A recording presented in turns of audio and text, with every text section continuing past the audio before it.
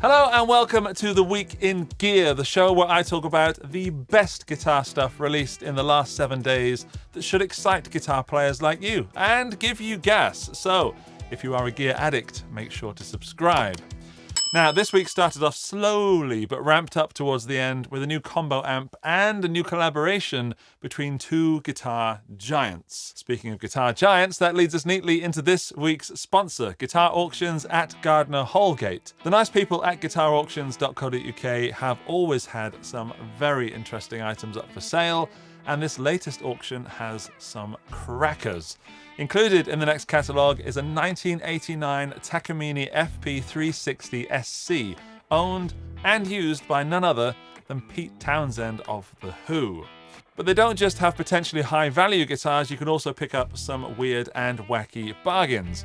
I myself have bought 3 things from them at auction, and I'm always working on my 4th. You can bid from anywhere in the world using the power of the internet and their live streaming live bidding function. There's an upcoming auction starting on the 14th of June that I will definitely be tuning into because I've seen a few things there that I fancy myself. Have a look at the catalogue and register to bid at the link in the video description. Okay, let's talk about gear. It seems that every episode of this show has a fuzz pedal in it somewhere. And this week is no exception. In at number 4 this week is the Benson Stonk Box, which is a temperature-controlled fuzz pedal. It's a germanium fuzz with Benson's thermal bias technology that attempts to iron out the flaws of germanium transistors that can occur due to changes in the temperature of the playing environment. The idea behind this pedal is to give you a Mark I tone bender that is consistent.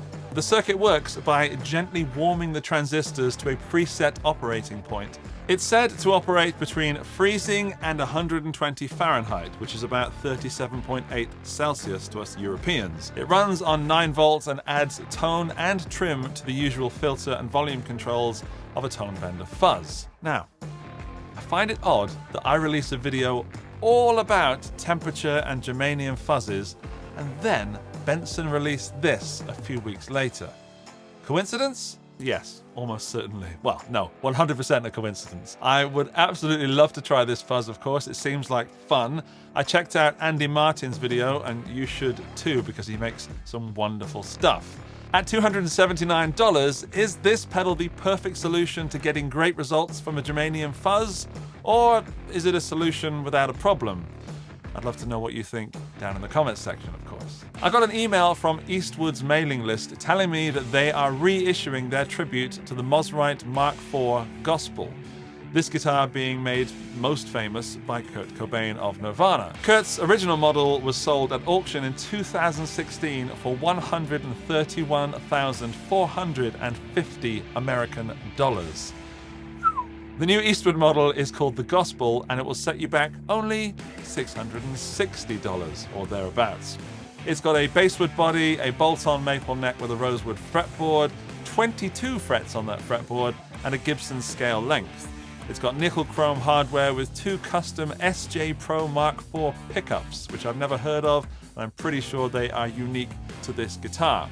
It's got a 3-way switch and 1 volume and 1 tone. On the previous model, there was a trem system, but this has a stop-tail bridge, and it comes in any finish you like, as long as that finish is sunburst.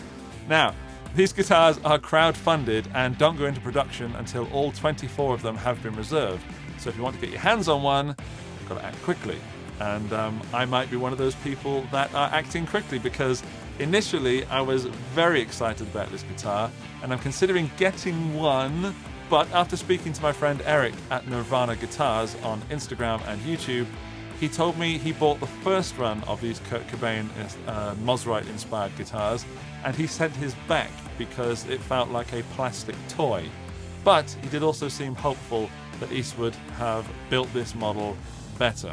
And in the photos, I've compared the new one to the original. The new one does seem to look better, but the jury's still out on that. So, I'm very much on the fence about this guitar. Number 2. Soldano have put their very popular SLO30 into a combo amp.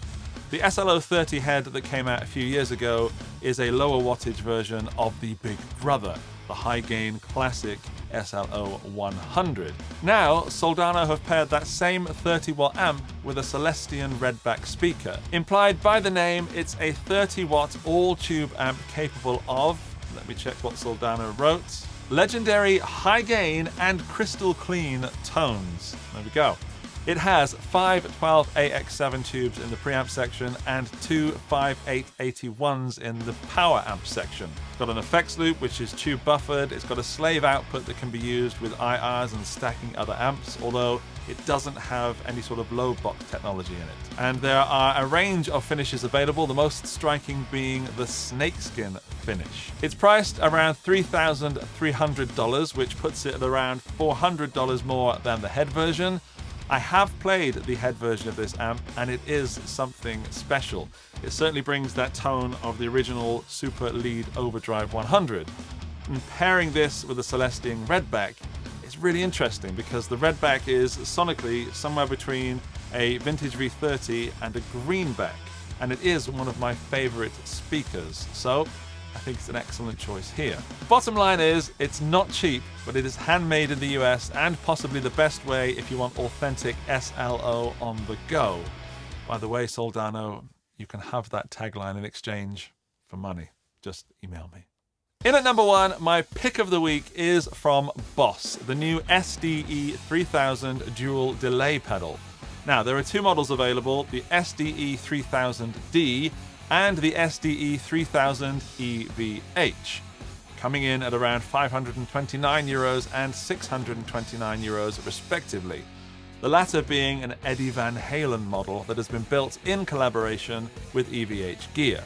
The original Roland SDE 3000 brought the studio delay sounds to the stages of guitarists in the 1980s. The SDE 3000 Eddie version allows you to do the Eddie wet dry wet trick by combining 2 SDE 3000 rack units into one pedal, and then giving you a dry output and 2 wet outputs. It also comes with some very heavily researched EVH presets, which are taken directly from Eddie's rack units. But it's also possible to use them with a mono amp, like us mere mortals. And the non-Eddie Van Halen version, the standard SDE 3000D, just has left and right out, so it doesn't allow for a wet dry wet setup, and it doesn't come with those EVH presets. Now, this might be sacrilege to some of you, but I was never that much into Eddie Van Halen and have only got into him in the past few years. And this pedal allows you to do wet, dry, wet with all other sorts of pedals in front of it, meaning that if you do get this pedal and you do try wet, dry, wet, you might never want to go back to just one amp, which is dangerous territory.